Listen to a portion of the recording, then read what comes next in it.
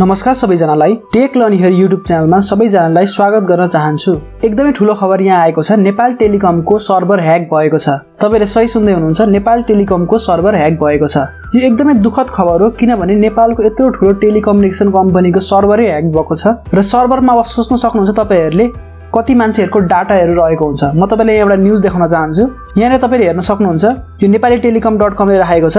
NTC Server possibly hacked by a Chinese group, main server safe NTC भनेको छ। यो नेपाल टेलिकमको सबै सर्भर चाहिँ ह्याकरले ह्याक गरेको होइन, कुनै एउटा सर्भर ह्याक गरेको हो। तर एउटा सर्भर जुन ह्याक भएको छ, अब त्यसमा के इन्फर्मेसन थियो, कति इन्फर्मेसन राखेको थियो, त्यो सबै हामीलाई जानकारी हुँदैन। त्यो जानकारी टेलिकम कम्पनीलाई हुन्छ। तर ग्राहकको अब इम्पोर्टेन्ट डाटा यदि त्यो सर्भरमा रहेको थियो भने त्यसले ग्राहकलाई कति असर गर्छ त्यो हामीले सोच्न सक्छौं। तपाईले गरेको फोन कलको डिटेलहरु, सबै कुराहरु, तपाईको मोबाइलको डिटेलहरु, तपाईको लोकेसनहरु सबै NTC को सर्भरमा रहेको हुन्छ। त्यस्तोमा NTC को सर्भरै ह्याक हुँदाखेरि तपाईहरुलाई कस्तो असर पर्न सक्छ तपाईहरुले त्यो सोच्न सक्नुहुन्छ। म तपाईलाई यो न्यूज पढेर सुनाउँछु। यो न्यूज नेपालीमा पनि लेखिएको छ। त्यो न्यूजको लिंक चाहिँ म मुनि भिडियोको डिस्क्रिप्सनमा राखिदिन्छु, नेपाली न्यूजको लिंक चाहिँ। त्यहाँबाट तपाईले त्यो हेर्न सक्नुहुन्छ।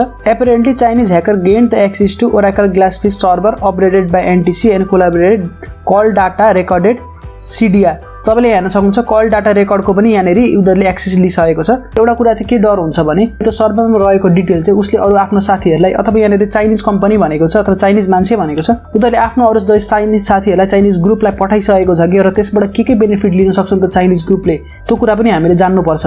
र छिटै नेपाल टेलिकमले एउटा प्रेस कन्फरेन्स राखेर यसको सम्पूर्ण डिटेलहरु हामीलाई दिनुपर्छ।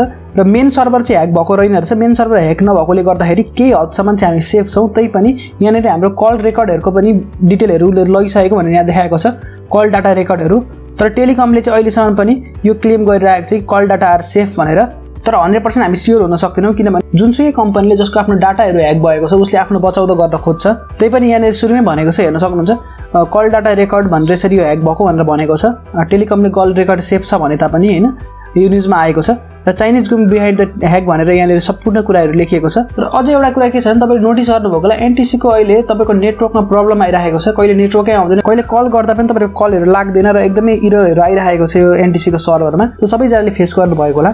त्यसले गर्दा एउटा शंकास्पद कुरा यहाँनेर रहेको छ कि NTC को हाम्रो सर्भरलाई पनि केही असर गरेको छ कि छैन यो ह्याकिङले भनेर।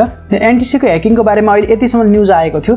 तपाईले यो न्यूजको आर्टिकल मेरो भिडियोको डिस्क्रिप्सनमा हेर्न पाउनुहुन्छ। तपाईले त्यहाँ गएर तपाईले यो न्यूजको आर्टिकल पढ्न सक्नुहुन्छ। र यसमा अरु केही अपडेट आयो भने म तपाईलाई जानकारी दिनेछु। आशा छ भिडियो तपाईहरुलाई मन पर्यो होला। यो भिडियो मन पर्यो भने भिडियोलाई लाइक गर्नु होला, च्यानललाई सब्स्क्राइब गर्नु होला र अरु केही प्रतिक्रिया भए भने कमेन्ट गर्न नबिर्सिनु होला। म भेट्छु तपाईहरुलाई अर्को भिडियोमा। त्यतिन्जेलको लागि मलाई बिदा दिनुहोस्। धन्यवाद।